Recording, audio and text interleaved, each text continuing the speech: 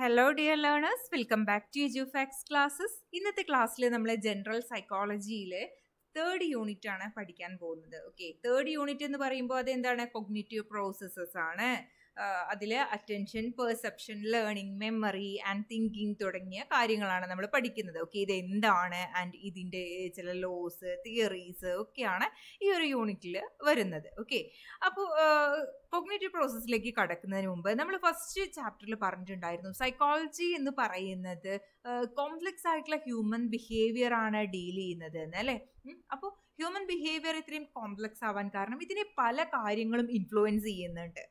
And it influenced by mental process. നമ്മുടെ perception ആവട്ടെ, അതല്ലെങ്കിൽ നമ്മുടെ ലേണിംഗ് ആവട്ടെ, എല്ലാം നമ്മുടെ ബിഹേവിയറിനെ ഇൻഫ്ലുവൻസ് ചെയ്യുന്നുണ്ട്. നമുക്കറിയാം, ഫാമിലി മുതൽ നമ്മുടെ സോഷ്യൽ എൻവയോൺമെൻറ്റ് എല്ലാം നമ്മുടെ ബിഹേവിയറിനെ ഇൻഫ്ലുവൻസ് ചെയ്യുന്ന ഫാക്ടേഴ്സാണ്, അല്ലേ? അപ്പോൾ കോഗ്നിറ്റീവ് പ്രോസസ് എന്ന് പറഞ്ഞാൽ എന്താണ്? Cognitive process are the group of mental activities responsible for making sense of the world. നമ്മുടെ ചുറ്റും എന്താണ് നടക്കുന്നത് എന്നുള്ള ആ ഒരു സെൻസ് നമ്മളിൽ ഉണ്ടാക്കാൻ കാരണമായിട്ടുള്ള പല പ്രോസസ്സിനെയാണ് കോഗ്നിറ്റീവ് പ്രോസസ്സ് എന്ന് പറയുന്നത്. Okay, it include attention, perception, learning, memory, thinking. Okay, അപ്പോൾ നമ്മളൊരു കാര്യം കാണുന്നു, അറിയുന്നു, മനസ്സിലാക്കുന്നു ഒക്കെ എന്തിൽ പെട്ടതാണ്? കോഗ്നിറ്റീവ് പ്രോസസ്സിൽ പെട്ടതാണ്. അപ്പോൾ ഈ ഒരു യൂണിറ്റ് കോഗ്നിറ്റീവ് പ്രോസസ്സിനെ കുറിച്ചിട്ടുള്ള ഒരു ഡീറ്റെയിൽഡ് ആയിട്ടുള്ള ഒരു നോളജാണ് നമുക്ക് തരുന്നത് എന്ന് നമുക്ക് പറയാം. ഓക്കെ, അപ്പോൾ ഫസ്റ്റ് വൺ അറ്റൻഷൻ. നമുക്ക് ആദ്യം പറയാം, ഇതിൽ അറ്റൻഷൻ പഠിക്കാനുണ്ട്, അതുപോലെ തന്നെ ലേണിംഗ് പഠിക്കാനുണ്ട്, ദെൻ പെർസെപ്ഷൻ പഠിക്കാനുണ്ട്, മെമ്മറി, തിങ്കിങ്, ഇത്രയും കാര്യങ്ങളാണ് പഠിക്കാൻ വരുന്നത്. അപ്പോൾ വളരെ ചെറിയൊരു ടോപ്പിക്കാണ് അറ്റൻഷൻ. നമുക്കിത് നോക്കാം. അറ്റൻഷൻ എന്ന് പറഞ്ഞാൽ it's crucial cognitive process that hello us focus on specific objects or thoughts. Okay, അതായത് അറ്റൻഷൻ, നമ്മൾ ഒരു കാര്യത്തിൽ ശ്രദ്ധ കൊടുക്കുക, അല്ലേ?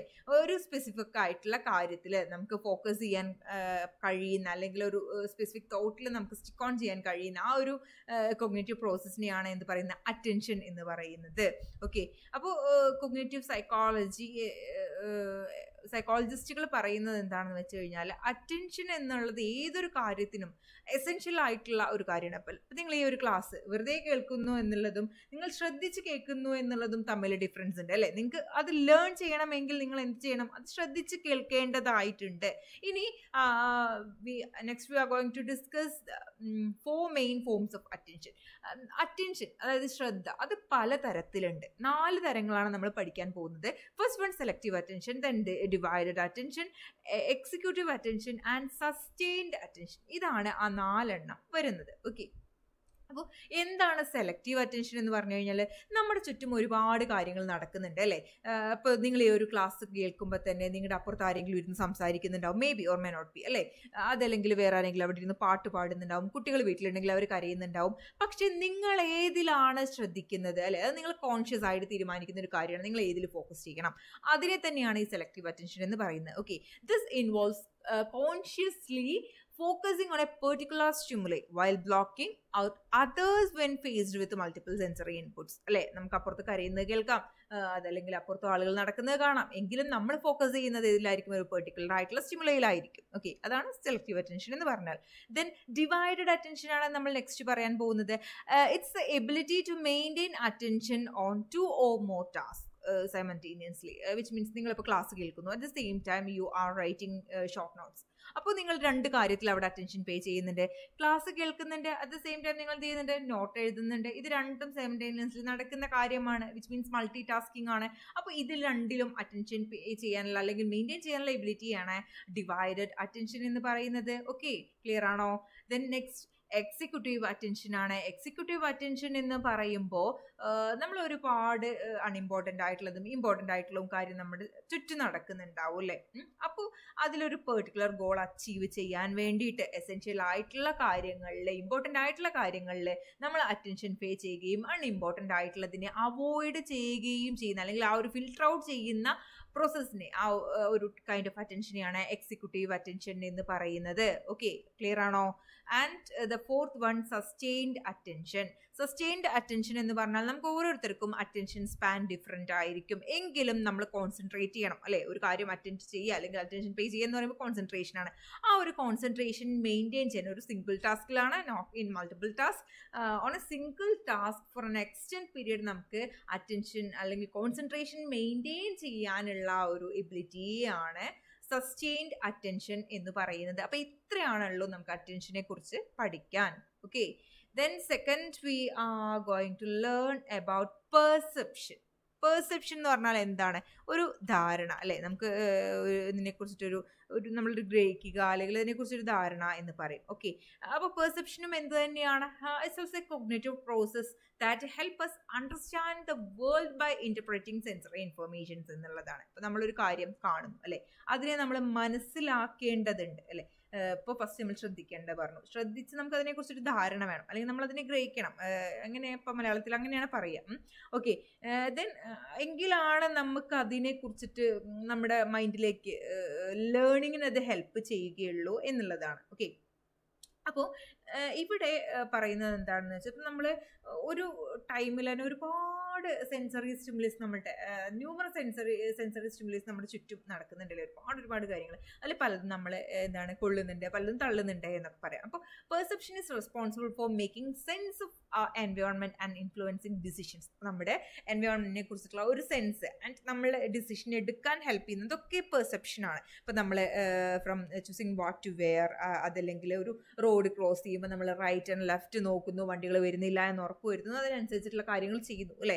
ആ ഒരു സേഫ്റ്റി ക്രോസിങ് ഓഫ് റോഡ്, ഇതൊക്കെ പെർസെപ്ഷനിൽ പെടുന്നതാണ്. And process of perception typically involve 3 stages. എന്തൊക്കെയാണ്? സെലക്ഷന്, ഓർഗനൈസേഷന്, ഇന്റർപ്രിറ്റേഷന്. സെലക്ഷൻ എന്ന് പറഞ്ഞു കഴിഞ്ഞാൽ എന്താണ്? നമ്മൾ അൺകോൺഷ്യസ്ലി അല്ലെങ്കിൽ കോൺഷ്യസ്ലി ഒരു പെർട്ടിക്കുലർ സ്റ്റിമുലേ മാത്രം ഫോക്കസ് ചെയ്യുന്നതിനെയാണ്. മറ്റുള്ളത് അവോയ്ഡ് ചെയ്തിട്ട് അത് മാത്രം ഫോക്കസ് ചെയ്യുന്നത്. ഇപ്പം നമ്മൾ ചിലത് ശ്രദ്ധിക്കണം എന്ന് വിചാരിക്കില്ല, പർപ്പസ്ഫുള്ളി ചെയ്യുന്നതായിരിക്കില്ല, പക്ഷെ നമ്മൾ അൺകോൺഷ്യസ്ലി ശ്രദ്ധിച്ച് പോകും അല്ലേ, നമ്മളതിലേക്ക് ഫോക്കസ് ചെയ്ത് പോകും. അപ്പോൾ ഇതിനെയാണ് സെലക്ഷൻ. ഏത് സ്റ്റിമുലേ ആണ് ഫോക്കസ് ചെയ്യേണ്ടത് എന്നുള്ള ആ ഒരു ഏതാണ് ഇഗ്നോർ ചെയ്യേണ്ടത്, ആ ഒരു മെത്തേഡിനെ സെലക്ഷൻ എന്ന് പറയും. ദെൻ ഓർഗനൈസേഷൻ എന്ന് പറഞ്ഞാൽ അടുക്കി പെറുക്കി വയ്ക്കുക. കാരണം ഇങ്ങനെയുള്ള ഈ സ്റ്റിമുലേ ഇങ്ങനെ നമുക്ക് കിട്ടുന്നുണ്ടാവും. ഇത് മെന്റലി നമ്മൾ അറേഞ്ച് ചെയ്യുന്നതിനെയാണ് ഓർഗനൈസേഷൻ എന്ന് പറയുന്നത്. Stimuli are mentally arrange to എന്തിനു വേണ്ടിയിട്ടാണ്? For meaningful pattern. അതായത് നമ്മൾ ഇപ്പോൾ കാണുകയാണ് ഒരു യെല്ലോ ബസ്, അത് കണ്ടു, ദെൻ അത് മൂവ് ചെയ്യുന്നുണ്ട്, കണ്ടു, അത് ക്രോസ് ചെയ്ത് പോകുന്നുണ്ട്. അപ്പം ഇതൊക്കെ അറേഞ്ച് ചെയ്യുമ്പോഴാണ് എന്ത്? യെല്ലോ ബസ് എന്ന് പറയുമ്പോൾ സ്കൂൾ ബസ് ആയിരിക്കും അല്ലേ, അത് നമ്മുടെ മുന്നിലൂടെ പാസ് ചെയ്ത് പോയി എന്നുള്ള ആ ഒരു മീനിങ് ഫുൾ പാറ്റേൺ നമുക്ക് അവിടെ കിട്ടുന്നു ബൈ എന്ത്? Organisation of stimuli.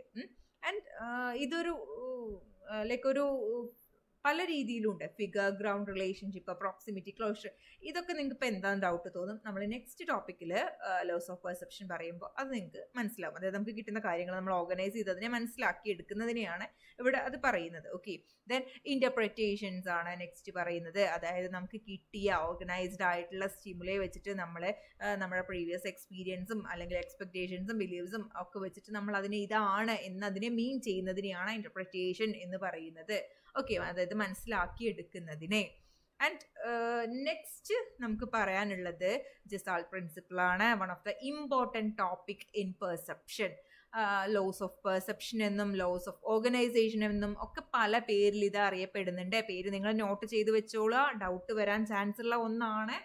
കാരണം നമ്മുടെ എക്സാമിന് പല രീതിയിലും ഇത് ചോദിച്ചിട്ടുണ്ട്. ദാറ്റ്സ് വൈ ജെസാൾട്ട് പ്രിൻസിപ്പിൾസ് സിമ്പിളാണ്. നിങ്ങൾ വളരെ കോംപ്ലിക്കേറ്റഡ് ആയിട്ട് പഠിക്കേണ്ട ഒരാവശ്യവുമില്ല. ഇത് വളരെ സിമ്പിളാണ് മക്കളെ, വളരെ സിമ്പിളാണ്. നമ്മളൊരു 7 ലോസ് ആണ് ഇതിൽ പഠിക്കുന്നത്. നിങ്ങൾ ഈ ഒരു പിക്ചർ വെച്ച് മനസ്സിലാക്കി പഠിക്കുക. ഓക്കെ, ദെൻ ഈ ഒരു ജെസാൾട്ട് പ്രിൻസിപ്പിൾ ഇത് കൊണ്ടുവന്നത് 3 ജർമ്മൻ സൈക്കോളജിസ്റ്റ് ആണ്. ഈ പേര് ഇത്രയും ലോങ് ആയി പഠിക്കണം എന്നൊന്നുമില്ല. നിങ്ങൾ കോളർ, കൊഫ്ക, വെർത്തിമർ, KKW എന്ന് ഓർത്ത് വെക്കുക. വെർത്തിമർ, കൊഹ്ലർ ആൻഡ് കൊഫ്ക. ഓക്കെ, കംപ്ലീറ്റ് പേര് പറയുകയാണെങ്കിൽ മാക്സ് വെർത്തിമർ, അതുപോലെ വോൾഫ്ഗാങ് കൊഹ്ലർ, കുർട്ട് കൊഫ്ക. ഇതാണ് ഇവരെ 3 പേരുടെയും പേര്. അത്രയൊന്നും ഇല്ലെങ്കിലും നിങ്ങൾ ഈ ഷോർട്ടായിട്ടുള്ള വെർത്തിമർ, കൊഹ്ലർ, കൊഫ്ക എന്നുള്ള പേരെങ്കിലും ഓർത്ത് വെക്കാം. ആൻഡ് they proposed എന്താണ് ജെസാൾട്ട് പ്രിൻസിപ്പിൾ, അതായത് ലോസ് ഓഫ് പെർസെപ്ഷൻ. അതായത് നമ്മൾ എങ്ങനെയാണ്, ഇതിനെയാണ് ജെസാൾട്ട് പ്രിൻസിപ്പിൾ എന്ന് വിളിക്കുന്നുണ്ട്. ലോസ് ഓഫ് പെർസെപ്ഷനെ നമ്മൾ എങ്ങനെയാണ് പെർസീവ് ചെയ്യുന്നത് എന്നുള്ള കാര്യങ്ങൾ എക്സ്പ്ലെയിൻ ചെയ്യുകയാണ് ഇതിൽ ചെയ്യുന്നത്. And it rooted gestalt psychology. Gestalt സൈക്കോളജിയുടെ ഒരു ഭാഗമാണ്. And it emphasise that naturally perceive objects as organised pattern or wholes. നമ്മൾ ഏതൊരു കാര്യവും നമ്മൾ എന്ത് ചെയ്യും, ഓരോ സെപ്പറേറ്റ് കമ്പോണൻസ് ആയിട്ട് കാണാതെ അതിനെ ഹോൾ ആയിട്ട് കാണാൻ നമ്മുടെ മൈൻഡ് ശ്രമിക്കും. കിട്ടുന്ന സ്റ്റിമുലസിനെ ഓർഗനൈസ് ചെയ്തിട്ട് അതിനെ അങ്ങനെ ഹോൾ ആയിട്ട് ഇന്റർപ്രറ്റ് ചെയ്യാൻ, പെർസീവ് ചെയ്യാൻ നമ്മുടെ മൈൻഡ് ശ്രമിക്കും എന്നുള്ളതാണ് ഇവിടെ പറയുന്നത്. പല രീതിക്കാണ്, അതൊക്കെ നമ്മൾ പറയുന്നുണ്ട് 7 types. And gestalt principle suggest that mind tends to simplify the complex images. Complex ആയിട്ടുള്ള കാര്യങ്ങളെ നമ്മളുടെ മൈൻഡ് എപ്പോഴും സിംപ്ലിഫൈ ചെയ്ത് ഗ്രൂപ്പായിട്ട് കാണാൻ എപ്പോഴും ട്രൈ ചെയ്യും എന്നുള്ളതാണ്. അപ്പോൾ ഇനി അത് ഏതൊക്കെയാണ് എന്നുള്ളത് നമുക്കൊന്ന് നോക്കിയാലോ. ഫസ്റ്റ് വൺ, ഫിഗർ ഗ്രൗണ്ട്, അല്ലെങ്കിൽ ഇതിൽ ഫിഗർ ഗ്രൗണ്ട് റിലേഷൻഷിപ്പ് എന്നൊക്കെ കാണാം. ഓക്കെ, നിങ്ങൾ ആ ഒരു കീവേഡ് ശ്രദ്ധിക്കുക. ചിലപ്പോൾ എക്സാക്ട് നിങ്ങളുടെ ടെക്സ്റ്റിൽ അതേപോലെ ആയിരിക്കണം എന്നില്ല, എങ്കിലും അതന്നെയാണ് ഇതും. ഓക്കെ, ആ ഒരു കാര്യത്തിൽ നിങ്ങൾ ടെൻഷൻ അടിക്കേണ്ട. ഫിഗർ ഗ്രൗണ്ട് എന്ന് പറഞ്ഞു കഴിഞ്ഞാൽ the mind differentiate between the figure which means main object and the background. നമ്മൾ ഏതൊരു കാര്യം കാണുമ്പോഴും നമ്മുടെ മൈൻഡ് അതിലെ മെയിൻ ഒബ്ജക്റ്റിനെയും ബാക്ക്ഗ്രൗണ്ടിനെയും ആയിട്ട് വേർതിരിച്ച് കാണാൻ ശ്രമിക്കും. അപ്പോൾ ഫോർ എക്സാമ്പിൾ ഇവിടെ നിങ്ങളൊരു പിക്ചർ കാണുന്നുണ്ടാവും അല്ലെ, ഒരു ചെസ്സിൻ്റെ എന്താണ് കീസ് അല്ലെ, ചെസ്സിന്റെ കരുക്കൾ ഉള്ള ഒരു കാര്യം നിങ്ങൾ കാണുന്നുണ്ടാവും. പക്ഷെ അതിനെ നിങ്ങൾ ബാക്ക്ഗ്രൗണ്ട് ആൻഡ് ഒബ്ജക്റ്റ് ആയിട്ട് കാണുമ്പോൾ നമുക്ക് പലർക്കും അതിൽ 2 പേരും മുഖത്തോട് മുഖം നോക്കി നിൽക്കുന്നതായിട്ട് കാണാം അല്ലെ. അപ്പൊ അതിനെന്താണ്, ഒബ്ജക്റ്റ് ആൻഡ് ബാക്ക്ഗ്രൗണ്ട് ആയിട്ട് നമ്മുടെ മൈൻഡ് അതിനെ പെർസീവ് ചെയ്യുകയാണ്. ഓക്കെ, അപ്പോൾ ആ ഒരു ടെൻഡൻസി നമുക്ക് എപ്പോഴും ഉണ്ടാവും എന്നുള്ളതാണ്. ആൻഡ് പ്രോക്സിമിറ്റി എന്ന എന്താണ്, objects close to each other are perceived as a group. ഇപ്പൊ നോക്കിക്കേ, ഗ്രൂപ്പായിട്ട് നിൽക്കുന്ന, നമുക്ക് ഇങ്ങനെ തോന്നും, ഇങ്ങനെ അടുത്തടുത്ത് നിൽക്കുന്ന സർക്കിൾസ്, അങ്ങനെ 6 ഒരു ഗ്രൂപ്പും ദെൻ 2 എന്നുള്ളത് വേറെ സെറ്റും ആണെന്ന് നമുക്ക് തോന്നും അല്ലേ. അതാണ് നമ്മൾ ഓരോന്നിനെയും കോംപ്ലിക്കേറ്റഡ് ആക്കാതെ ഗ്രൂപ്പ് ചെയ്ത് സിംപ്ലിഫൈ ആയിട്ട് നമ്മൾ മനസ്സിലാക്കുകയാണ്, പെർസീവ് ചെയ്യുകയാണ്. അതാണ് ലോ ഓഫ് പ്രോക്സിമിറ്റി എന്ന് പറയുന്നത്. ഓക്കെ, ക്ലിയർ ആണോ? ദെൻ സിമിലാരിറ്റി ആണ് നെക്സ്റ്റ്. അതായത് സിമിലർ ഒബ്ജക്ട്സ്, അത് ഷേപ്സ് ആവട്ടെ, കളർ ആവട്ടെ, സൈസ് ആവട്ടെ, എന്തോ ആവട്ടെ, നമ്മൾ അതിനെ എന്ത് ചെയ്യും, ഒരു ഒറ്റ ഇതിൽ ഗ്രൂപ്പായിട്ട് കാണാനുള്ള ഒരു ടെൻഡൻസി, ആ ഗ്രൂപ്പ് ടുഗദർ ടെൻഡൻസി നമുക്ക് എപ്പോഴും ഉണ്ടാവും എന്നുള്ളതാണ്. ഇവിടെ നോക്കിക്കേ, വൈറ്റ് സർക്കിൾ ഉണ്ട്, ഡാർക്ക് സർക്കിൾ ഉണ്ട്. അപ്പം നമ്മൾ അതിനെ എങ്ങനെ, ഒരു റോ വൈറ്റ് സർക്കിൾ, ഒരു റോ ഡാർക്ക് സർക്കിൾ, അങ്ങനെ ആ ഒരു പാറ്റേൺ ആയിട്ട് കാണാൻ നമ്മുടെ മനസ്സെപ്പോഴും അല്ലെ, ആ ഒരു സിമിലർ പാറ്റേൺ ആയിട്ട് കാണാൻ ഉള്ള ഒരു ടെൻഡൻസി നമ്മുടെ മൈൻഡ്, ഗ്രൂപ്പ് ടെൻഡൻസി നമ്മുടെ മൈൻഡിൽ ഉണ്ടാവും എന്നുള്ളതാണ്. And the next one continuity ആണ്. Okay, continuity. അപ്പൊ നമ്മളിപ്പോൾ എത്രാമത്തെയാണ് പറഞ്ഞത്? ഫിഗർ ഗ്രൗണ്ട് പറഞ്ഞു, അതുപോലെ തന്നെ പ്രോക്സിമിറ്റി പറഞ്ഞു, സിമിലാരിറ്റി പറഞ്ഞു, കണ്ടിന്യൂയിറ്റി 4മത്തേതാണ്. അതായത് കണ്ടിന്യൂയിറ്റി എന്ന് പറയുമ്പോൾ നമ്മുടെ മൈൻഡിന് എപ്പോഴും ഒരു supposed tendency to perceive figures in a continuous rather than in parts. അതിനെ പാർട്ടായിട്ട് കാണുന്നതിൽ അപ്പുറം നമ്മുടെ മൈൻഡ് അതിനെ എപ്പോഴും ഒരു കേർവ്ഡ് ആയിട്ടുള്ള, അതല്ലെങ്കിൽ അതിലൊരു ഫ്ലോ, ഒരു കണ്ടിന്യൂസ് ലൈൻ ആയിട്ട് അതിനെ പെർസീവ് ചെയ്യാൻ ട്രൈ ചെയ്യും എന്നുള്ളതാണ്. അതാണ് എന്താണ് ലോ ഓഫ് കണ്ടിന്യൂയിറ്റി എന്ന് പറയുന്നത്. Next low of closure. നിങ്ങളിവിടെ എന്താ ഈ പിക്ചറിൽ കാണുന്നത്? ഞാനിങ്ങനെ മൗസ് മൂവ് ചെയ്യുന്നത് നിങ്ങൾക്ക് കാണുന്നുണ്ടാവും അല്ലേ. ഇതിൽ നിങ്ങൾ എന്താ കാണുന്നത്? ഒരു പാണ്ഡെ കാണുന്നുണ്ടോ? ആര് പറഞ്ഞു അത് പാണ്ഡയാണെന്ന്? ആ ബ്ലാക്ക് ഷെയ്ഡ് ചെയ്ത ഭാഗങ്ങൾ നിങ്ങൾ നോക്കിക്കേ, അതിനെ അവിടെ കൂട്ടി യോജിപ്പിച്ചിട്ടുണ്ടോ?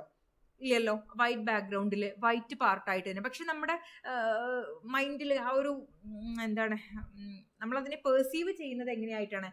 അവിടെ ഒരു എന്തോ ഒരു ക്ലോഷർ, അല്ലെങ്കിൽ അത് കംപ്ലീറ്റ് ആയിട്ടാണ് അല്ലേ. അപ്പൊ ഇൻകംപ്ലീറ്റ് ആയിട്ടുള്ള അല്ലെങ്കിൽ മിസ്സിംഗ് പാർട്സിനെ നമ്മൾ എന്ത് ചെയ്യാണ്? കംപ്ലീറ്റ് ഷേപ്സ് ആയിട്ട് പെർസീവ് ചെയ്യുകയാണ്.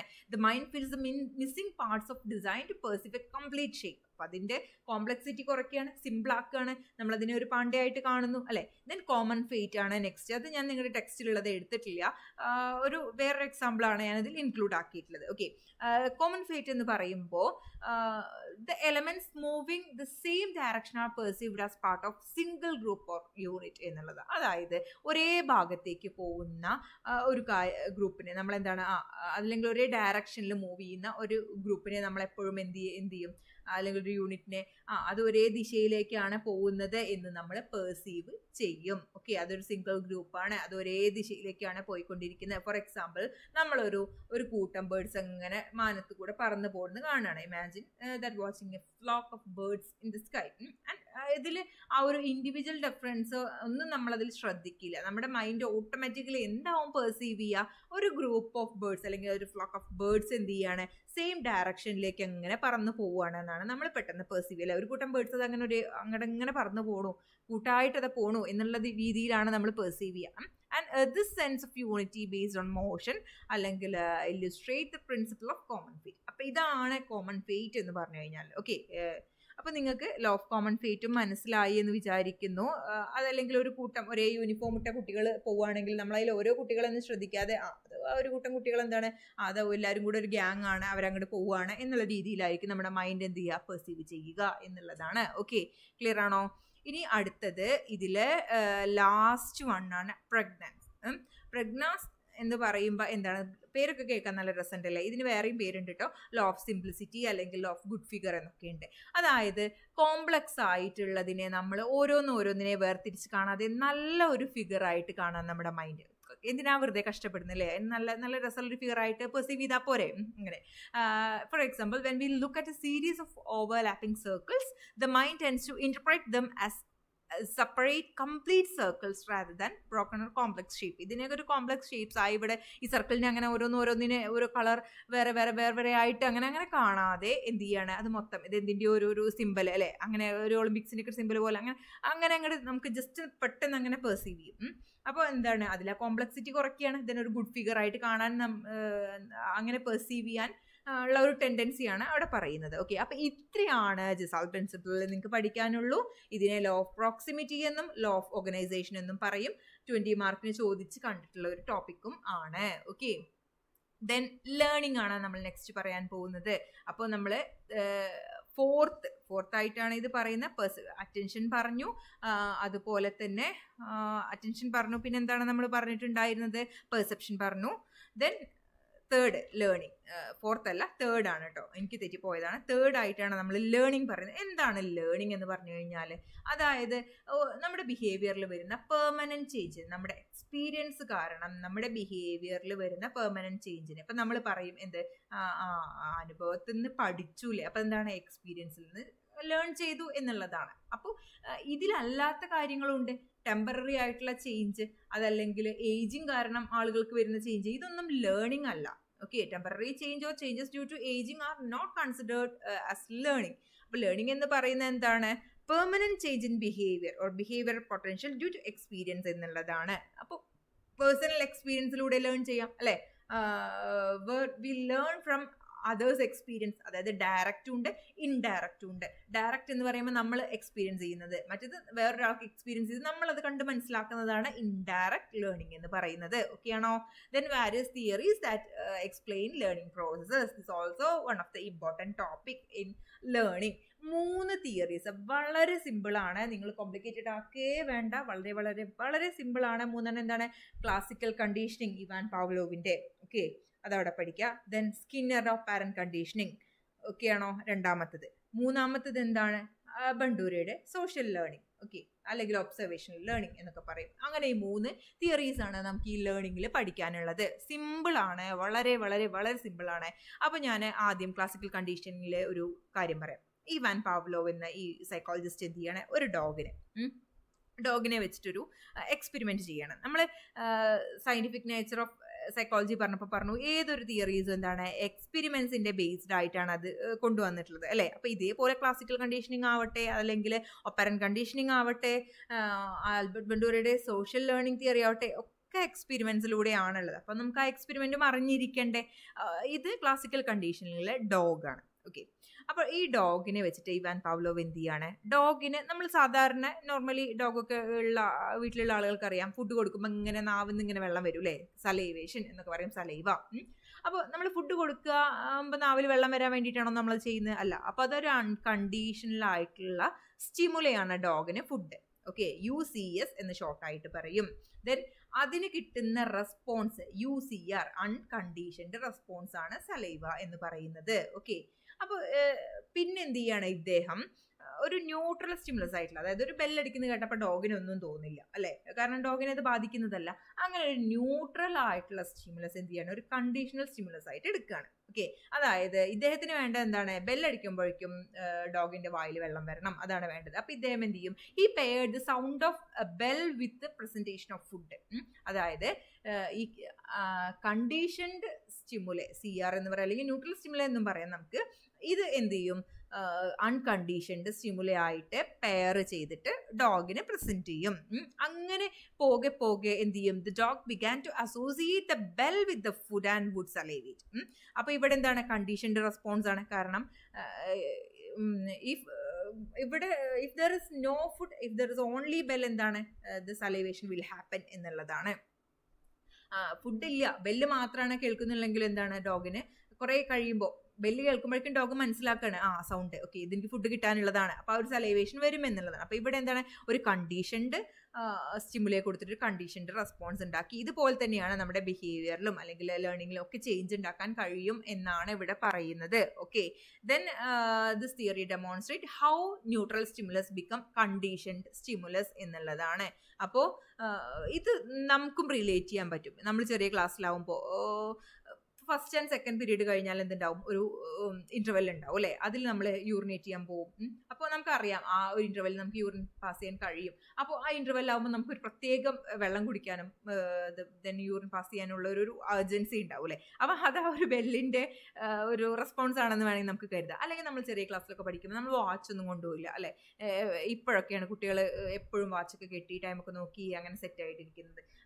അപ്പം നമ്മൾ ബെല്ല് കേട്ടിട്ടാണ് മനസ്സിലാക്കുക, ഫസ്റ്റ് പീരീഡ് കഴിഞ്ഞു, സെക്കൻഡ് പീരീഡ് കഴിഞ്ഞു, തേർഡ് ഫോർത്ത് കഴിഞ്ഞു, ലഞ്ച് ബ്രേക്ക് ആകുമ്പോൾ ബെല്ലടിക്കും, അപ്പം നമുക്ക് വിശക്കാൻ തുടങ്ങും അല്ലേ. അപ്പോൾ ആ ബെല്ല് അവിടെ എന്താണ്, ഒരു സ്റ്റിമുലസ് ആയി മാറുകയാണ്, അതിനുള്ള റെസ്പോൺസ് ആയിട്ടാണ് നമുക്ക് അവിടെ വിശപ്പ് വരുന്നത്. അതേപോലെ തന്നെയാണ് ഈ ഡോഗിന്റെ കാര്യം ഇവിടെ വരുന്നത്. ഓക്കെ, അപ്പോൾ അത്രയാണല്ലോ ക്ലാസിക്കൽ കണ്ടീഷനിങ്ങിൽ. അപ്പോൾ ഇത് ആരാണത് കൊണ്ടുവന്നത്, ഇവാൻ പാവ്ലോവ് ആണ്. അറ്റ്ലീസ്റ്റ് പാവ്ലോവ് എന്നെങ്കിലും നിങ്ങൾ ഓർത്ത് വെക്കുക കേട്ടോ. ദെൻ നെക്സ്റ്റ് ഒപ്പാരന്റ് കണ്ടീഷനിങ് ആണ്. ഒപ്പാരന്റ് കണ്ടീഷനിങ് ഡെവലപ്പ് ചെയ്തത് BF സ്കിന്നർ ആണ്. ഓക്കെ, ഇതൊരു അപ്പാരറ്റസ് വെച്ചിട്ടാണ് ഇദ്ദേഹം ചെയ്തിട്ടുള്ളത്. ഇതും ഒരു ലേണിംഗ് തിയറി ആണ്. ഓക്കെ, ഇവിടെ റോൾ ഓഫ് റീഇൻഫോഴ്സ്മെന്റ് ആണ് പറയുന്നത്, അല്ലെങ്കിൽ പണിഷ്മെന്റ്. ഇത് നമ്മുടെ ബിഹേവിയറിനെ ഷേപ്പ് ചെയ്യാൻ എത്രത്തോളം ഹെൽപ്പ് ചെയ്യും എന്നുള്ളതാണ് ഇവിടെ പറയുന്നത്. ഓക്കെ, അപ്പോൾ ഒപ്പറന്റ് കണ്ടീഷനിൽ ഇവിടെ ഈ എക്സ്പെരിമെന്റ് എന്താണെന്ന് ആദ്യം പറയാം. ഒരു റാറ്റിനെ പിടിച്ചിട്ട് ഒരു പെട്ടിയിലിടും. ഓക്കെ, എന്നിട്ട് അതിന്റെ പുറത്ത് ഒരു ചേമ്പറിൽ എന്ത് ചെയ്യാണ്, ഫുഡ് വെക്കുകയാണ്.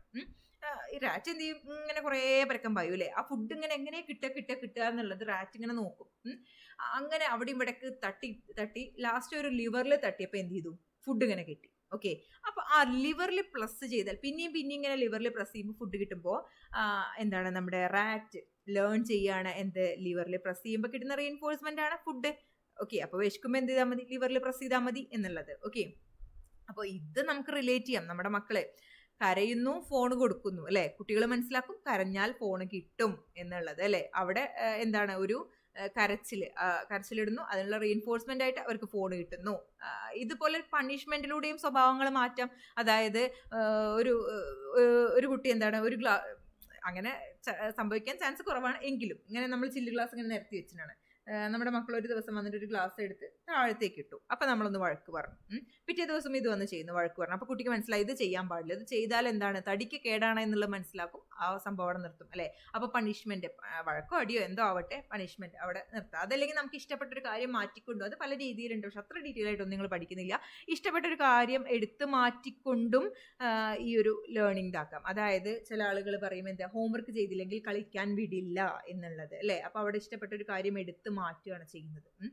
അപ്പൊ കുട്ടി എന്താണ്, ഹോംവർക്ക് ചെയ്യും കളിക്കാൻ പോകാൻ വേണ്ടിയിട്ട്. അപ്പൊ പലതരത്തിൽ ഈ റീഇൻഫോഴ്സ്മെന്റും പണിഷ്മെന്റും ഒക്കെ എന്ത് ചെയ്യാൻ പറ്റും, നമ്മുടെ ബിഹേവിയറിനെ ഷേപ്പ് ചെയ്യാൻ ഇൻഫ്ലുവൻസ് ചെയ്യുന്ന കാര്യങ്ങളാണ് എന്നുള്ളതാണ് ഇദ്ദേഹം ഈ ഒരു പരീക്ഷണത്തിലൂടെ പറയാൻ വന്നത്. ഓക്കെ, അപ്പോൾ behaviours are strengthen or weaken depending on the consequence they produce എന്നുള്ളതാണ്. അപ്പൊ ഇത് മനസ്സിലായിട്ടുണ്ടോ? നെഗറ്റീവ് റീഇൻഫോഴ്സ്മെന്റ് എന്ത് ചെയ്യും, നമ്മുടെ ആ ഒരു ബിഹേവിയറെ റിമൂവ് ചെയ്യാൻ ഇൻക്രീസ് ചെയ്യും. ആൻഡ് പോസിറ്റീവ് അല്ലെങ്കിൽ ഒരു പോസിറ്റീവ് റീഇൻഫോഴ്സ്മെന്റ് ചെയ്യും, അതിനെ സ്ട്രെങ്തേൺ ചെയ്യും. ഓക്കെ, അതാണ് ഇവിടെ പറയുന്നത്.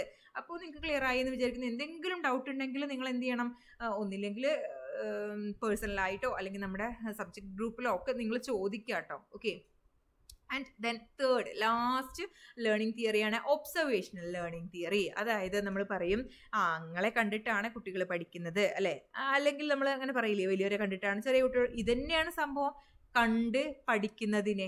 അപ്പോൾ ഇത് വെറുതെ പറയാൻ പറ്റില്ല. നമ്മൾ പറയേണ്ട ഏതൊരു കാര്യം പറയുമ്പോൾ ഒപ്പീനിയൻ ആയിട്ട് പറയാൻ പറ്റില്ല, അതിന് കറക്റ്റ് ആയിട്ടുള്ള എക്സ്പെരിമെന്റ്സും തിയറീസും ഒക്കെ ബേസ് വേണം അല്ലെ.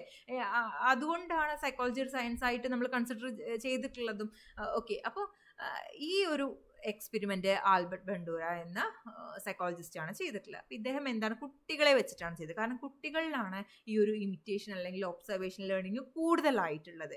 കുട്ടികൾ എന്തും മുതിർന്നവരെ കണ്ട് പെട്ടെന്നത് കോപ്പി ചെയ്യും. നമ്മൾ ഒരുപാട് റീൽസ് ഒക്കെ കണ്ടിട്ടുണ്ട്. എന്താണ്, ഒരു ചുമരിൽ വരയുന്ന ഒരു കുട്ടിയോട് ഫാദർ ദേഷ്യപ്പെടുന്നു, ദെൻ ആ കുട്ടിയുടെ സിസ്റ്റർ, യങ്ങർ സിസ്റ്റർ ഇതുപോലെ ആ കുട്ടീനെ ഇറിറ്റേറ്റ് ചെയ്യുന്ന പല കാര്യം ചെയ്യുമ്പോൾ ഇതുപോലെ തന്നെ ആ കുട്ടി ഫാദർ എങ്ങനെയാണോ അവരോട് റെസ്പോണ്ട് ചെയ്തത് അതുപോലെ ആ കുട്ടിയും ഷൗട്ട് ചെയ്യുന്നു അല്ലേ. പിന്നെ വേറൊരു കേസ് കാണിക്കും, വളരെ പൊളൈറ്റ് ആയിട്ട് ആ ഒരു കുട്ടീനെ ഭയങ്കര കെയർ ചെയ്ത് ഭയങ്കര ലവബിളായിട്ട് ഡീൽ ചെയ്യുന്നു. ദെൻ ആ കുട്ടിയുടെ സിബ്ലിങ്ങിനോടും അതേപോലെ ചെയ്യുന്നു. അപ്പോൾ ഇവിടെ എന്താണ്, ഒബ്സർവേഷൻ ലേണിങ്ങിനുള്ള എക്സാമ്പിൾ ആണ്. അപ്പോൾ ഇവിടെ ചെയ്യുന്നത് എന്താണെന്ന് വെച്ചാൽ ഒരു 3 ഗ്രൂപ്പ് കുട്ടികളെ എടുക്കും. എന്നിട്ട് ഇദ്ദേഹം എന്ത് ചെയ്യും, ബോബോഡോൾ നിങ്ങളുടെ ടെക്സ്റ്റിലെ പേജ് നമ്പർ 39 നിങ്ങൾക്ക് കാണാം. ഒരു പഞ്ച് ചെയ്യുന്ന ഒരു സാധനം പോലെ അല്ലേ, അത് ബോബോഡോൾ ആണ് കേട്ടോ.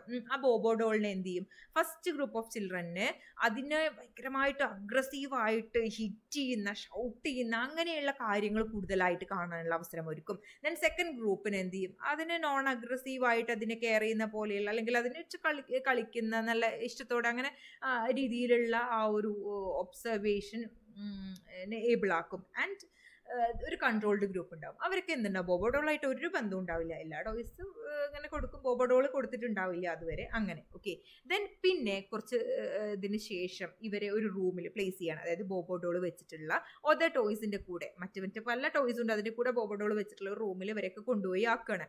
അപ്പോൾ ഈ അഗ്രസീവ് ആയിട്ടുള്ള ഹിറ്റിംഗ്, ഷൗട്ടിംഗ് ആയിട്ടുള്ള ഇത് ബിഹേവിയർ ഒബ്സർവ് ചെയ്ത കുട്ടികൾ എന്ത് ചെയ്യാണ്, അതുപോലെ ഈ ബോബോഡോളിനോട് റിയാക്ട് ചെയ്യണം. വളരെയധികം അഗ്രസീവായിട്ട് പെരുമാറാൻ, ഹിറ്റ് ചെയ്യുക, ഷൗട്ട് ചെയ്യുക, അതിനോട് ആ ഒരു ദേഷ്യം തീർക്കുന്ന പോലെയാണ്. കാരണം അതിനുള്ളതാണ് എന്നാണ് അവരെന്ത് ചെയ്തിട്ടുള്ളത്, ഒബ്സർവ് ചെയ്തിട്ടുള്ളത്, ലേൺ ചെയ്തിട്ടുള്ളത്, അത് അവർ ഇമിറ്റേറ്റ് ചെയ്യുന്നു. ഓക്കെ, ദെൻ സെക്കൻഡ് ഗ്രൂപ്പ് എന്ത് ചെയ്യുന്നു, അത് വെച്ച് കളിക്കുന്നു. ദെൻ തേർഡ് ഗ്രൂപ്പ് എന്താണ്, എല്ലാ ടോയ്സും കാണുന്ന പോലെ പ്രത്യേകിച്ച് ഇതൊന്നുമില്ല, അങ്ങനെ അതിന് പ്രത്യേകിച്ച് ഒരു കൺസിഡറേഷൻ ഒന്നും ഇല്ല എന്നുള്ളത് പോലെയാണ്. അപ്പോൾ ഇതിൽ നിന്ന് എന്ത് നമുക്ക് മനസ്സിലാക്കാം, ഒബ്സർവേഷണൽ ലേണിംഗ് അല്ലെങ്കിൽ ആ ഒരു ഇമിറ്റേഷൻ എന്ന് പറയുന്നത് നമ്മുടെ ബിഹേവിയറിനെ ഷേപ്പ് ചെയ്യുന്ന ഭയങ്കര വലിയൊരു കാര്യമാണ് എന്ന് അല്ലേ.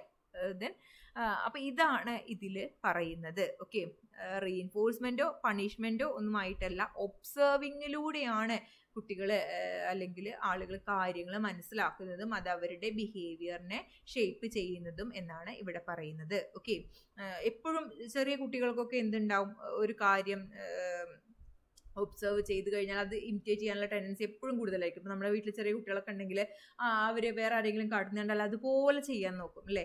അത് ഈ സംഭവമാണ്, ഒബ്സർവേഷണൽ ലേണിങ്ങിനുള്ള എക്സാമ്പിളാണ്.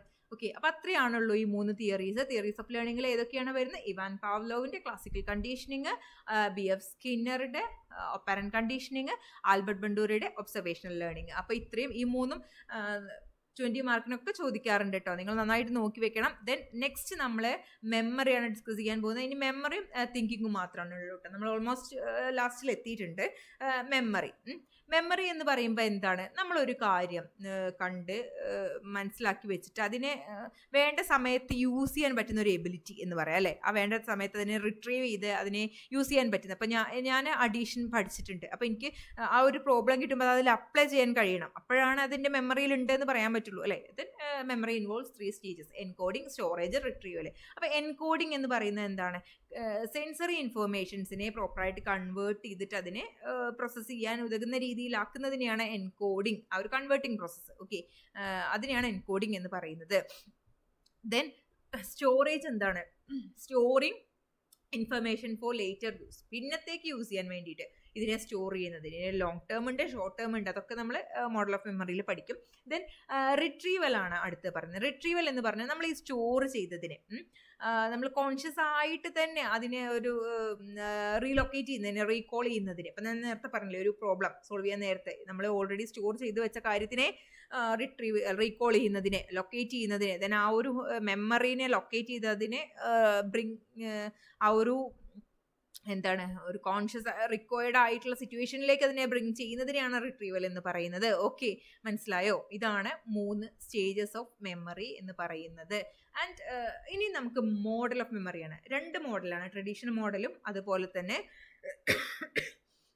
വേറെ ട്രഡീഷണൽ മോഡൽ നിങ്ങൾക്ക് പഠിക്കാൻ വരുന്നുണ്ട് LOP, ലെവൽ ഓഫ് പ്രോസസ്സിംഗ് മോഡലും പഠിക്കാൻ വരുന്നുണ്ട്. ഓക്കെ, അപ്പോൾ ഈ ഒരു ട്രഡീഷണൽ മോഡലിൽ ആറ്റ്കിൻസണും ഷിഫ്രിനും അറ്റ്കിൻസണും. ഇതൊന്ന് ജസ്റ്റ് ഓർത്ത് വെക്കുക. ഇവരാണ് ഈ ഒരു കാര്യത്തിനെ കുറിച്ച് ഡീറ്റെയിൽ ചെയ്തിട്ടുള്ളത്. ഓക്കെ, അപ്പോൾ ഇവർ പ്രപ്പോസ് ചെയ്തത് എന്താണെന്ന് വെച്ച് കഴിഞ്ഞാൽ നമുക്ക് ഡിഫറെൻറ്റ് സ്റ്റേജസ് അല്ലെങ്കിൽ മോഡൽ ഓഫ് മെമ്മറീസ് ഉണ്ട്. അതെന്താണെന്ന് വെച്ച് കഴിഞ്ഞാൽ നിങ്ങൾ ഈ ഒരു കാര്യത്തിന് നിങ്ങൾ എന്ത് ചെയ്യണം, ടെക്സ്റ്റിൽ 40 പേജ് നമ്പർ 40 ആ ഒരു ഫിഗർ ഒന്ന് നിങ്ങൾ നോക്കണേ. അതായത് നമ്മൾ ഒരു കാര്യത്തിന് സ്റ്റിമുലസിന് അറ്റൻഷൻ പേ ചെയ്യുന്നു, അല്ലെ, ഒരു ഇൻഫർമേഷൻ കിട്ടുന്നു, അതിന് അറ്റൻഷൻ പേ ചെയ്യുന്നു. സെൻസറി മെമ്മറിയിലേക്കാണ് അത് ഫസ്റ്റ് സേവ് ചെയ്യുക. എന്താണ് സെൻസറി മെമ്മറി എന്ന് പറഞ്ഞു കഴിഞ്ഞാൽ സെൻസറി ഇൻഫർമേഷൻസ് സ്റ്റോർ ചെയ്യുക. അതൊരു ഒരു എന്താണ്, ഇപ്പോൾ നമ്മൾ എന്തെങ്കിലും കാണുന്നത്, കേൾക്കുന്നത്, അല്ലെങ്കിൽ ഫീൽ ചെയ്യുന്നത്, ഇതൊക്കെ. ഓക്കെ, ദെൻ ഇത് ഷോർട്ട് ടേം മെമ്മറി. ഇതിന്റെ കപ്പാസിറ്റി എന്ന് പറഞ്ഞാൽ വളരെ സ്മോൾ. ഇപ്പം നമ്മൾ കണ്ണിൽ കണ്ടൊരു കാര്യം, ഒരു നോട്ടൊരു കാര്യം കണ്ടു, അത് ലെസ് ദാൻ 1 സെക്കൻഡിലേക്കാണ് നമ്മുടെ ആ കണ്ണിൽ അതങ്ങനെ നിൽക്കുള്ളൂ, അല്ലേ. ദെൻ നമ്മുടെ ഷോർട്ട് ടേം മെമ്മറിയിൽ അത് ഒരു 30 സെക്കൻഡ്സ് ലെസ് ദാൻ ആണ് ഡ്യൂറേഷൻ എന്ന് പറയുന്നത്. അതിൻ്റെ കപ്പാസിറ്റി വളരെ കുറവാണ്. ഷോർട്ട് ടേം മെമ്മറിയിലേക്ക് പോകും. ദെൻ പിന്നീട് അതെന്ത് ചെയ്യാണ്, നമ്മൾ പിന്നെയും കാണുമ്പോൾ അല്ലെങ്കിൽ വീണ്ടും റിഹേഴ്സൽ ചെയ്യുമ്പോൾ അതെന്ത് ചെയ്യും, ഒരു ലോങ് ടേം മെമ്മറിയിൽ അത് സ്റ്റോർ ചെയ്യാനുള്ള ചാൻസ് ഉണ്ട് എന്ന് പറയുന്നത്. എന്തിന്, ഒരു എലാബറേറ്റ് റിഹേഴ്സൽ അവിടെ വരുമ്പോൾ, വിപുലമായിട്ടുള്ള ഒരു റിഹേഴ്സൽ എന്നൊക്കെ പറയില്ലേ. ലോങ് ടേം മെമ്മറി എന്ന് പറയുമ്പോൾ എന്താണ്, അതിൻ്റെ കപ്പാസിറ്റി അൺലിമിറ്റഡ് ആണ്. Duration may be up to life time ആയിരിക്കാം, അല്ലെ. വേറെ അസുഖങ്ങളൊന്നും, അൾഷിമേഴ്സ് അങ്ങനെ പോലെ ഒന്നും ഇല്ലെങ്കിൽ അപ് ടു ലൈഫ് ടൈം ആയിരിക്കാം. ഇതിന് ഒരു ചെറിയൊരു എക്സാമ്പിൾ പറയാൻ നിങ്ങൾക്ക് മനസ്സിലാവും. അതായത് നമ്മൾ ചെറിയ ക്ലാസ്സിൽ മൾട്ടിപ്ലിക്കേഷൻ ടേബിൾ പഠിക്കുന്നു. മൾട്ടിപ്ലിക്കേഷൻ ടേബിൾ നമ്മൾ വീണ്ടും റിഹേഴ്സ് ചെയ്ത് പഠിച്ച ആളുകൾ ഉണ്ടാവില്ലേ. അത് നമ്മൾ ഒരിക്കലും മറക്കില്ല. ഏത് ഉറക്കത്തിൽ ചോദിച്ചാലും എന്ത് ചെയ്യും, മൾട്ടിപ്ലിക്കേഷൻ ടേബിൾ മണിയായിട്ട് പറയും, അല്ലേ. അത് തന്നെയാണ് ഈ ഒരു കാര്യം. നമ്മൾ എലാബറേറ്റ് റിഹേഴ്സലിലൂടെ ലോങ് ടേം മെമ്മറിയിൽ അത് സ്റ്റോർ ആവുന്നു എന്നുള്ളതാണ്. ഓക്കെ, അപ്പോൾ ഇതിൽ സെൻസറി മെമ്മറി, അതുപോലെ short term memory, long term memory എന്നുള്ളത് നിങ്ങൾ ഈ ഒരു ഫിഗർ വെച്ച് പഠിക്കുകയാണെങ്കിൽ നല്ലതായിരിക്കും. ഞാൻ ആ ഫിഗർ ഇതിൽ ഇൻക്ലൂഡ് ചെയ്തിട്ടില്ല. You just look on your text book page number 40 and 41 also. നമ്മൾ LOP പറയുമ്പോൾ അതും കൂടെ നിങ്ങളൊന്ന് നോക്കുക. ഞാൻ വളരെ ഷോർട്ടായിട്ടാണ് ഇതിൽ നോട്ട് ഇൻക്ലൂഡ് ചെയ്തിട്ടുള്ളത്. കാരണം നിങ്ങൾ അധികം കൺഫ്യൂസിങ് ആവണ്ട. നിങ്ങൾ ഇത് വെച്ച് പഠിച്ചാലും ഒരു കണ്ടന്റ് ഇതിലുണ്ട് എന്നുള്ളതാണ്. പിന്നെ essay ഒക്കെ ആകുമ്പോൾ കുറച്ചും കൂടി എലാബറേറ്റ് ചെയ്ത് എഴുതണ്ടേ. അപ്പോൾ നിങ്ങൾ ടെക്സ്റ്റ് എന്തായാലും വായിക്കണ്ട എന്നല്ല. Okay, and next the level of processing model, LOP എന്ന് പറയും. ഇത് പറയുന്നത് നമ്മൾ ഡിഫറെൻറ്റ് ലെവലിലുള്ള ലേണിംഗ് ആണ്. ഒരു ഡെപ്ത് ആയിട്ടുള്ള പ്രോസസ്സിങ്ങിലേക്ക് അല്ലെങ്കിൽ ആ ഒരു ഡീപ്പർ ലേണിംഗ് ഇൻക്രീസ് ചെയ്യുന്നത്. അതെന്താണ്, അപ്പം ഇത് ക്രൈക്ക് ആൻഡ് തുൾവിങ് ആണ് പ്രപ്പോസ് ചെയ്തിട്ടുള്ളത്. ഈ ഒരു ഇത് നമ്മളുടെ ശരിക്കും ഇത് പറഞ്ഞു കഴിഞ്ഞാൽ ഒരു എങ്ങനെയാണ് കാര്യങ്ങൾ നമ്മൾ എൻകോഡ് ചെയ്തിട്ട് ആ ഒരു ഡീപ്പ് ആയിട്ട് ലേൺ ചെയ്യുന്നത് എന്നുള്ളതാണ്. അപ്പോൾ ഇതിൽ ഫിസിക്കൽ പ്രോസസ്സിംഗ് ഉണ്ട്, ഫോണോളജിക്കൽ പ്രോസസ്സിംഗ് ഉണ്ട്, സെമാൻറ്റിക് പ്രോസസ്സിംഗ് ഉണ്ട്. അപ്പോൾ ഇതിങ്ങനെ ഒരു ഓർഡറിൽ നിങ്ങളുടെ ടെക്സ്റ്റിൽ ഒരു ആരോ മാർക്ക് വെച്ചിട്ട് ഫസ്റ്റ് ഫിസിക്കലി, പിന്നെ ഫോണോളജിക്കലി, പിന്നെ സെമാൻറ്റിക്കലി, അങ്ങനെ. ഒരു കാറിൻ്റെ കാര്യം പറഞ്ഞാൽ നിങ്ങൾക്ക് പെട്ടെന്ന് മനസ്സിലാവും. ഇതിലുള്ളതിനേക്കാൾ കൂടുതൽ എനിക്ക് തോന്നുന്നു ഇപ്പം എനിക്ക് തോന്നുന്നു കാറാണ് നിങ്ങൾക്ക് പെട്ടെന്ന് മനസ്സിലാവാതെ. അതായത് കാറ് നമ്മളെന്താ 4 വീലുള്ള, അല്ലെ, ഒരു ജനലല്ല വിൻഡോസും ഡോറൊക്കെ ഉള്ള ഒരു സാധനം, അല്ലെ. അതാണ് ഫിസിക്കൽ പ്രോസസ്സിംഗ്. നമ്മൾ എന്ത് ചെയ്യാണ്, ആ ഒരു ഫിസിക്കൽ അപ്പിയറൻസ് വെച്ചിട്ട് അല്ലെങ്കിൽ ഫിസിക്കൽ ആട്രിബ്യൂട്ട്സ് വെച്ചിട്ട് അതിനെ എൻകോഡിങ് ചെയ്യണം ഇൻഫർമേഷൻ, അല്ലെ. ഓടും, 4 വീലുണ്ട്, ഓക്കെ, അതാണ് അതിൻ്റെ രൂപം. ദെൻ ഫോണോളജിക്കൽ പ്രോസസ്സിംഗ്, അതിൻ്റെ ഹോണ്, അതല്ലെങ്കിൽ അതിൻ്റെ എൻജിൻ സൗണ്ട്, അതിൻ്റെ കാര്യങ്ങൾ, അതിൻ്റെ ആ ഒരു based on how it sounds എന്നുള്ള രീതിയിൽ എൻകോഡ് ചെയ്യുന്നതിനെയാണ് ഫോണോളജിക്കൽ പ്രോസസ്സിംഗ് എന്ന് പറയുന്നത്. ഓക്കെ, ദെൻ സെമാൻറ്റിക് പ്രോസസ്സിംഗ് എന്ന് പറയുന്നത് എന്താണ്, അതിൻ്റെ വളരെ ഡീറ്റെയിൽ ആയിട്ട് കോൺസെപ്റ്റ് ബേസ്ഡ് ആയിട്ട് അതിനെ എൻകോഡിങ് ചെയ്യുന്നതിന്, അതായത് അതിൻ്റെ എൻജിൻ, അതിൻ്റെ കപ്പാസിറ്റി, അതിൻ്റെ മൈലേജ്, അതിൽ ഡെപ്ത് ആയിട്ട് നമ്മൾ അതിൽ കാര്യങ്ങൾ മനസ്സിലാക്കുന്നത്. അപ്പോൾ ഈ ഒരു ലേണിംഗ് അല്ലെങ്കിൽ മെമ്മറിയിൽ നമ്മൾ ഫിസിക്കൽ, ഫോണോളജിക്കൽ, സെമാൻറ്റിക്കൽ, ഇതാണ് ഇതിൻ്റെ ഒരു ഓർഡർ വരുന്നത്. അപ്പോൾ നമ്മളൊരു കാര്യം സെമാൻറ്റിക്കലി ലേൺ ചെയ്യുമ്പോൾ അതിന് ഡെപ്തിൽ ആയിട്ടുള്ള ഒരു മെമ്മറിയാണ് നമ്മളിൽ അത് ഉണ്ടാക്കുന്നത്. Okay, increasing depth of processing എന്നുള്ളതാണ്. ഓക്കെ, അപ്പോൾ ഇത്രയാണ് ഈ ഒരു കാര്യത്തിൽ പറയാനുള്ളൂ. ഇനി തിങ്കിങ് ആണ്, നമ്മുടെ ലാസ്റ്റ് ടോപ്പിക് എത്തിയിട്ടുണ്ട്. തിങ്കിങ് ആണ്. അപ്പോൾ തിങ്കിങ് എന്ന് പറയുന്നത് എന്താണ്, തിങ്കിങ്, അല്ലേ. തിങ്കിങ് എന്ന് പറഞ്ഞു കഴിഞ്ഞാൽ ഇതൊരു ഹൈ മെന്റൽ പ്രോസസ്സാണ്. അതെന്താണ്, ഹൈ ഓർഡർ പ്രോസസ്സ് ആണെന്ന് പറയാനുള്ള കാരണമുണ്ട്. കാരണം എല്ലാവരും ഒരേപോലെയല്ല തിങ്ക് ചെയ്യുന്നത്. പലരും അത് ചിന്ത പോകുന്നത് വേറെ ലെവലിലാന്നൊക്കെ പറയില്ലേ. അപ്പം അത് ഹയർ മെന്റൽ പ്രോസസ്സ് ആയിട്ടുള്ളവരുണ്ടാവും. അപ്പം ഇതും എന്താണ്, ഒരു എന്താണ് കൊഗ്നിറ്റീവ് പ്രോസസ്സാണ്. നമ്മൾ ലാസ്റ്റായിട്ട് പഠിക്കുന്നതാണ് അല്ലേ തിങ്കിങ് എന്ന് പറയുന്ന ഈ ഒരു ടോപ്പിക്ക്. അപ്പോൾ ഇത് പല രീതിയിൽ കാറ്റഗറൈസ് ചെയ്യാം. പെർസെപ്ച്വൽ തിങ്കിങ് ഉണ്ട്, അതായത് concrete thinking, conceptual, reflective, creative, critical. ഇതിന് എക്സാമ്പിൾ വെച്ച് പറഞ്ഞുതരാം, നിങ്ങൾ ടെൻഷൻ ആവുകയേ വേണ്ട. ഇത് ഡിഫറെൻറ്റ് ഫോംസ് ഉണ്ടെന്ന് പറഞ്ഞു.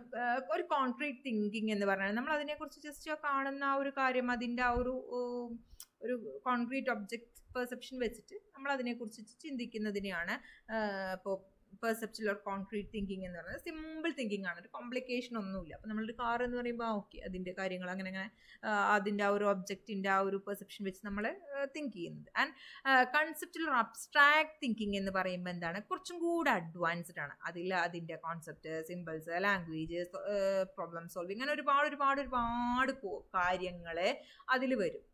ഓക്കെ, ഒരു എന്തിലാണ് കോൺസെപ്ച്വൽ അല്ലെങ്കിൽ അബ്സ്ട്രാക്റ്റ് തിങ്കിങ്ങിൽ അത് കുറച്ചും കൂടെ സുപ്പീരിയർ ആണ് എന്ന് പറയാം. അതായത് നമ്മൾ കോൺസെപ്റ്റ്സും ലാംഗ്വേജസും അങ്ങനെയൊക്കെ യൂസ് ചെയ്തിട്ട് ആണ് അത് തിങ്ക് ചെയ്യുന്നത്. ഇപ്പോൾ ഒരു മാത്സ് പ്രോബ്ലം നമുക്ക് കിട്ടി, അപ്പോൾ അവിടെ എന്താണ് കോൺസെപ്ച്വൽ തിങ്കിങ് ആണ് അവിടെ നടക്കുന്നത്. നമ്മൾ അത് ചിന്തിച്ച് അതിനുള്ള ഉത്തരം കണ്ടെത്തുകയാണ് അല്ലേ. ഇപ്പോൾ ഞാനൊരു കാര്യം, നിങ്ങൾക്ക് പച്ചയാണോ നീലാണോ ഇഷ്ടം എന്ന് വെച്ചു, അപ്പോൾ നിങ്ങൾ പെട്ടെന്നൊരു സഡൻ ആൻസർ, അവിടെ ശരിക്കും എന്താണ് കോൺക്രീറ്റ് തിങ്കിങ് ആണ്. സിമ്പിളായിട്ട് തിങ്ക് ചെയ്ത് നിങ്ങൾ ആൻസർ പറഞ്ഞു. ദെൻ ഒരു മാത്സ് പ്രോബ്ലം തരികയാണെങ്കിൽ നിങ്ങളവിടെ കൺസെപ്ച്വൽ തിങ്കിങ് ആണ് അവിടെ നടക്കുന്നത്. ഓക്കെ, ഇനി റിഫ്ലക്റ്റീവ് തിങ്കിങ് എന്താണെന്ന് പറയാം. അതായത് ഇൻസൈറ്റ് ബേസ്ഡ് തിങ്കിങ് ആണ്. ഇപ്പോൾ നിങ്ങളൊരു നമ്മളൊരു പുതിയ കാർ എടുക്കാൻ പോവുകയാണെന്ന് വിചാരിക്കാം. ഓക്കെ, അപ്പോൾ നിങ്ങളുടെ എക്സ്പീരിയൻസ് ഉണ്ടാവും, അല്ലെങ്കിൽ നിങ്ങളുടെ ഫാമിലി മെമ്പേഴ്സിൻ്റെ എക്സ്പീരിയൻസ് ഉണ്ടാവും അല്ലേ. അപ്പോൾ ഇതൊക്കെ ബേസ് ചെയ്തിട്ട് ഏത് കാർ എടുക്കണം എന്ന് നമ്മൾ ചിന്തിച്ച് അല്ലെ, അതിൻ്റെ ഇൻസൈറ്റ് ബേസ്ഡ് ആയിട്ടുള്ള ഒരു തിങ്കിങ്, അത് പാസ്റ്റ് എക്സ്പീരിയൻസ് വരാം, അങ്ങനെ ഒരു പ്രോബ്ലം സോൾവിങ്ങിന് ഉതകുന്ന രീതിയിൽ അതിൻ്റെ ഗുഡ് ആൻഡ് ബാഡ് ഒക്കെ നമ്മൾ നോക്കിയിട്ട് ഉള്ളൊരു തിങ്കിങ് ആണ് റിഫ്ലക്റ്റീവ് തിങ്കിങ് എന്ന് പറഞ്ഞു കഴിഞ്ഞാൽ. ഇനി ക്രിയേറ്റീവ് തിങ്കിങ് എന്ന് പറഞ്ഞു കഴിഞ്ഞാൽ thinking out of the box എന്നൊക്കെ നമ്മൾ പറയും ക്രിയേറ്റീവ് തിങ്കിങ്ങിന്. അതെന്താണ്, ബോക്സ് എന്ന് മീൻ ചെയ്യുന്നത് ബൗണ്ടറിനെയാണ്. ഓക്കെ, ബൗണ്ടറിനെയാണ് ബോക്സ് എന്ന് മീൻ ചെയ്യുന്നത്. അപ്പോൾ ഈ ബൗണ്ടറി എന്ന് പറയുന്നത് എന്താണ്, എല്ലാവരും ചിന്തിക്കാൻ ചാൻസ് ഉള്ള ഏരിയ, അതിൽ നിന്നും എക്സ്ട്രാ ഓർഡിനറി ആയിട്ട് സംതിങ് ന്യൂ ഓർ നോവൽ എന്ന് പറയുന്നതാണ് ക്രിയേറ്റീവ് തിങ്കിങ്. അതായത് എല്ലാവരും ചിന്തിക്കാത്ത എന്തെങ്കിലും ഒന്ന് ഡിഫറെൻ്റ് ആയിട്ടുള്ള ഭയങ്കര ന്യൂ ആയിട്ടുള്ള നമ്മൾ ചില ആളുകൾ പറയും ഭയങ്കര ക്രിയേറ്റീവാണ്, ഭയങ്കര ഐഡിയ ആണ് കേട്ടോ എന്ന് പറയും അല്ലേ. അതെന്താണ്, എല്ലാവരും ചിന്തിക്കുന്ന പോലെയില്ല, എന്തെങ്കിലും ഒരു വെറൈറ്റി അവരുടെ മൈൻഡിൽ എപ്പോഴും ഒരു ഐഡിയ ഉണ്ടാവും അല്ലേ. അതിനെയാണ് ക്രിയേറ്റീവ് തിങ്കിങ് എന്ന് പറയുന്നത്. ഇനി ക്രിട്ടിക്കൽ തിങ്കിങ് എന്ന് പറഞ്ഞാൽ എന്താണ്, എപ്പോഴും അതിൻ്റെ നെഗറ്റീവ് ആൻഡ് പോസിറ്റീവ് കീറി മുറിച്ച് അതിനെ ജഡ്ജ് ചെയ്തിട്ടുള്ള അങ്ങനത്തെ കൈൻഡ് ഓഫ് തിങ്കിങ്ങിനാണ് ക്രിട്ടിക്കൽ തിങ്കിങ് എന്ന് പറയുന്നത്. Thinking that involves reason, judgement and examination of assumptions. Okay, അത് അങ്ങനെ ആയിരിക്കും, ഇതിങ്ങനെ ആയിരിക്കും, എന്തിനാ അതിനെക്കുറിച്ചിട്ട് അതിനെ ജഡ്ജ് ചെയ്ത് അതിനെ എക്സാം ചെയ്യുന്നതിനെയാണ് എന്താ ക്രിട്ടിക്കൽ തിങ്കിങ് എന്ന് പറയുന്നത്. ഓക്കെ, അപ്പോൾ തിങ്കിങ് നിങ്ങൾക്ക് ക്ലിയർ ആയിട്ടുണ്ടോ? ഇനി നമ്മൾ എങ്ങനെയാണ് ഈ തിങ്കിങ് എന്ന് പറയുന്നത്, ഇത് എങ്ങനെയാണ് നമ്മൾ എക്സ്പ്രസ് ചെയ്യുക? ഒന്നില്ലെങ്കിൽ എന്താവും, ഇപ്പം എന്തെങ്കിലും സൗണ്ട് ബേസ്ഡ് ആയിട്ട്, അതായത് പ്രൊപ്പോഷണൽ തോട്ടായിരിക്കാം, അതല്ലെങ്കിൽ മെൻ്റൽ ഇമേജസ്, അതായത് ഇമാജിനൽ തോട്ടായിരിക്കാം അല്ലേ. ഇപ്പം നമ്മൾ എന്തെങ്കിലും നമ്മുടെ കാര്യം ഇങ്ങനെ മനസ്സിൽ ഇങ്ങനെ പറയുന്നത് പോലെ, അതായത് ചില സ്റ്റേറ്റ്മെൻറ്റ്സ് ഒക്കെ നമ്മുടെ മനസ്സിൽ പറയുന്നത് പോലെ നമുക്ക് ഇങ്ങനെ തോന്നില്ലേ, അതാണ് പ്രപ്പോഷണൽ തോട്ട് എന്ന് പറഞ്ഞു കഴിഞ്ഞാൽ കേട്ടോ. ദെൻ വിഷ്വൽ തോട്ട് എന്ന് പറഞ്ഞു കഴിഞ്ഞാൽ അത് ഇമാജിൻ, നമ്മളിങ്ങനെ കാണും, വിഷ്വലായിട്ട് നമുക്കിങ്ങനെ കാണാൻ കഴിയും. ഓക്കെ, ഇപ്പം നമ്മൾ ആ ഡ്രസ്സ് ഇട്ടാൽ അതെങ്ങനെ ഉണ്ടാവും എന്നുള്ളത് നമ്മളിങ്ങനെ മൈൻഡിൽ ഇങ്ങനെ കാണണല്ലേ, അതങ്ങനെ അതിനനുസരിച്ചുള്ള ആക്സസറീസ് ഒക്കെ അങ്ങനെ ഇട്ട് അങ്ങനെ ജസ്റ്റ് ഇങ്ങനെ ഒരു എക്സാമ്പിളാക്കി പറഞ്ഞു എന്നുള്ളൂ കേട്ടോ. ഓക്കെ, നിങ്ങളങ്ങനെ കാട് കയറി ചിന്തിക്കേണ്ട. ഓക്കെ, ദെൻ ഇനി ഈ ഒരു ഇതിൽ നമ്മൾ മെൻ്റൽ ഇമാജിനറി കുറച്ചും കൂടെ നോക്കേണ്ടത്, നമ്മൾ എങ്ങനെയാണ് നമ്മുടെ മൈൻഡിൽ ഒരു കാര്യം പിക്ചറൈസ് ചെയ്യുന്നത്, എങ്ങനെയാണ് അത് നടക്കുന്നത്, ഒരു വിഷ്വൽ ഇമേജ് നമ്മുടെ മൈൻഡിൽ ക്രിയേറ്റ് ചെയ്യണം അല്ലേ. അതിനാണ് മെൻ്റൽ ഇമേജ് എന്ന് പറയുന്നത്, അല്ലെങ്കിൽ മെൻ്റൽ ഇമേജറി എന്ന് പറയുന്നത്. It's mental representation of simply that not presented being perceived by the sense. നമ്മൾ ഒരു കാര്യം ഇപ്പോൾ അവിടെ കാണുന്നില്ല, പക്ഷെ നമ്മളിങ്ങനെ മൈൻഡിൽ, ഇപ്പോൾ ഞാൻ നിങ്ങളോട് പറയുകയാണ്, നിങ്ങളൊരു കണ്ണടച്ച് നിങ്ങൾ എന്ത് ചെയ്യണം, ഒരു റോസാപ്പൂ, ഒരു റെഡ് റോസ് നിങ്ങൾ കാണണം എന്ന് പറയുകയാണ്. അപ്പോൾ നിങ്ങളുടെ മൈൻഡിൽ നിങ്ങളത് കാണില്ലേ, പക്ഷെ നിങ്ങൾ നിങ്ങളുടെ കണ്ണിൽ അത് കാണുന്നുണ്ടോ? അപ്പോൾ ഇല്ല. അപ്പോൾ അതിനെയാണ് ഈ മെൻ്റൽ ഇമേജറി. ഇനി അത് എങ്ങനെയാണ് നടക്കുന്നതെന്ന് വെച്ചാൽ കോൺസെപ്റ്റ്, പ്രപ്പോസിഷൻസ്, അതൊക്കെ അതിനെ ഹെൽപ്പ് ചെയ്യുന്ന കാര്യങ്ങളാണ്. ഓക്കെ, ദെൻ കോൺസെപ്റ്റ് എന്ന് പറഞ്ഞു കഴിഞ്ഞാൽ എന്താണ്, അത് simplify the complexity of information എന്നുള്ളതാണ്. ഒരു എന്തെങ്കിലും നമ്മളൊരു കാര്യം പറഞ്ഞു, അതിനെക്കുറിച്ചിട്ട് ഒരു ഞാൻ റോസ് എന്ന് പറഞ്ഞു. അപ്പോൾ റോസ് എന്ന് പറയുമ്പോൾ പല തരത്തിലുള്ള റോസ് ഉണ്ട് അല്ലേ. വൈറ്റ് റോസ് ഉണ്ട്, റെഡ് റോസ് ഉണ്ട്, ഓറഞ്ച് റോസ് ഉണ്ട്, യെല്ലോ റോസ് ഉണ്ട്, അങ്ങനെ പറഞ്ഞു അല്ലേ. അപ്പം എന്തെങ്കിലും നിങ്ങൾക്ക് അറിയാം റോസ് എന്നുള്ളത്. അപ്പം ഞാനിപ്പോൾ പറയുകയാണ് ഒരു റെഡ് റോസ് എന്ന് പറയുമ്പോൾ നിങ്ങളെല്ലാവരും ഒരു സ്റ്റിക്കുള്ള റെഡ് റോസ് എന്ന് പറയുമ്പോൾ നിങ്ങളുടെ മൈൻഡിൽ എല്ലാവരും കാണും പച്ച ഇലയായിട്ട് മുള്ളുകളുള്ള നല്ല റെഡ് കളർ പെറ്റലുള്ള ഒരു റോസ് അല്ലേ. അപ്പോൾ കോൺസെപ്റ്റ് ബേസ്ഡ് ആയിട്ട് നിങ്ങൾ അതിനെ എന്ത് ചെയ്യണം, മെൻ്റൽ ഇമേജറി ചെയ്യുകയാണ് ചെയ്യുന്നത്. ഓക്കെ, അപ്പോൾ അതാണ് കോൺസെപ്റ്റ് എന്നുള്ളതിൽ പറയാനുള്ളത്. ഇനി പ്രപ്പോസിഷൻസ് എന്ന് പറഞ്ഞു കഴിഞ്ഞാൽ എന്താണ്, അതായത് ഇപ്പോൾ പ്രപ്പോസൽ എന്ന് പറഞ്ഞാൽ it's form of mental representation. അതായത് ഒരു വേർഡ്സോ അല്ലെങ്കിൽ ഇമേജസോ അല്ലാതെ സംതിങ് ഒരു കോൺസെപ്റ്റിന് റിലേറ്റഡ് ആയിട്ടുള്ള എന്തെങ്കിലും. ഇപ്പോൾ ഇപ്പോൾ ട്രീ എന്ന് പറയുമ്പോൾ നിങ്ങൾക്ക് പെട്ടെന്ന് പറയും ഗ്രീൻ ആണ് അല്ലേ. അപ്പോൾ അത് നിങ്ങൾ എന്ത് ചെയ്യുന്നുണ്ട്, അതിനിങ്ങനെ കാണുന്നുണ്ടോ? ഇല്ല. നിങ്ങളുടെ മൈൻഡ് പറയുന്നുണ്ടോ? ഇല്ല. അറിയാം നിങ്ങൾക്ക് ട്രീ എന്ന് പറയുന്നത് ഗ്രീൻ ആണ്, അതൊരു യൂണിവേഴ്സൽ ട്രൂത്ത് പോലെയാണ് അല്ലേ. അതിൽ വേറൊരു ഇതൊന്നുമില്ല, ഗ്രീൻ ആണോ അല്ലെങ്കിൽ റെഡ് ആണോ അങ്ങനെയൊന്നുമില്ല. അപ്പോൾ അങ്ങനെയുള്ള ആ ഒരു പെർസെപ്ഷനെ ആണ് ശരിക്കും, അല്ലെങ്കിൽ ആ ഒരു ഇമാജിനറി പ്രോസസ്സിനെയാണ് പ്രപ്പോസിഷൻസ് എന്ന് പറയുന്നത്. ഓക്കെ, അപ്പോൾ അത്രയാണ് ഇതിൽ പറയാനുള്ളൂ, ഈ ഒരു യൂണിറ്റിൽ പറയാനുള്ളൂ. ഇനി നമ്മൾ പ്രീവിയസ് ക്വസ്റ്റ്യൻസ് നോക്കുകയാണെങ്കിൽ മക്കളെ എപ്പോഴും ചോദിക്കുന്ന ഒരു ഭാഗമാണ് ഇത്. ഇപ്പോൾ പല ക്വസ്റ്റ്യൻ പേപ്പറിൽ നിന്നായിട്ട് ഞാൻ നോക്കിയിട്ട് റിപ്പീറ്റഡ് ആയിട്ട് വരുന്ന ക്വസ്റ്റ്യൻസ് എടുത്തതാണ്, ഒരു 4 ക്വസ്റ്റ്യൻസ്. അത് വെച്ച് 4 എണ്ണം എന്നല്ല. ഇതിൽ എപ്പോഴും ചോദിക്കുന്ന തിങ്കിങ്, അതുപോലെ പ്രോസസ് ഓഫ് തിങ്കിങ്, അതല്ലെങ്കിൽ attention, stages of perception, laws of organisation. Laws of organisation എന്ന് പറയുന്നത് എന്താണ്, ജസാൾ പ്രിൻസിപ്പിളാണ് അല്ലേ. അപ്പോൾ നിങ്ങൾ 20 മാർക്കിനൊക്കെ എസ് ആകുമ്പോൾ നല്ലൊരു ഇൻട്രൊഡക്ഷൻ കൊടുക്കണം, അതിൽ കോഗ്നേറ്റീവ് പ്രോസസ്സ് എന്താണ് എന്ന് കൊടുക്കണം, പിന്നെ എന്തിനെക്കുറിച്ചാണ് ചോദിച്ചിട്ടുള്ളത് അതെന്താണെന്ന് കൊടുക്കണം അല്ലേ. അതിന് ടൈപ്സ് ഉണ്ടെങ്കിൽ അതങ്ങനെ, സ്റ്റേജസ് ഉണ്ടെങ്കിൽ അതങ്ങനെ. ദെൻ അതിൻ്റെ ലോസ് ഓഫ് ഓർഗനൈസേഷൻ എന്ന് പറയുന്നത് നിങ്ങൾക്ക് വേണമെങ്കിൽ പിക്ചർ ആഡ് ചെയ്യാം, അതല്ലെങ്കിൽ എക്സാമ്പിൾസ് ആഡ് ചെയ്യാം, അതിനെ ഡീറ്റെയിൽ ചെയ്യുകയും ചെയ്യാം. നമ്മൾ 7 ലോസ് ഓഫ് ഓർഗനൈസേഷൻസ് പഠിച്ചിട്ടുണ്ട് അല്ലേ, അതൊക്കെ ആഡ് ചെയ്തിട്ട് നിങ്ങൾക്ക് അത് എഴുതാം. ഈ തിയറീസ് ഓഫ് ലേണിംഗ് എന്ന് പറയുമ്പോൾ 3 ഇതൊക്കെയാണ്. ഇവാൻ പാവ്ലോവിൻ്റെ ക്ലാസിക്കൽ കണ്ടീഷനിങ്, ബി എഫ് സ്കിന്നറുടെ ഓപ്പറന്റ് കണ്ടീഷനിങ്, അതുപോലെ തന്നെ ആൽബർട്ട് ബണ്ടൂരയുടെ സോഷ്യൽ ലേണിംഗ്. അത് 3 ലേണിംഗ് തിയറീസ് ആയിട്ട് നിങ്ങൾ ഇതിൽ പഠിക്കുന്നത്. Then stages and laws of perception, അതേതാണ് വരുന്നത്, അഗെയിൻ ജസാൾ പ്രിൻസിപ്പിൾ. ഓക്കെ, അപ്പോൾ അത് 2 രീതിയിൽ കണ്ടപ്പോൾ എടുത്തിട്ടു എന്നേ ഉള്ളൂ. അതുപോലെ തന്നെ thinking and process of thinking.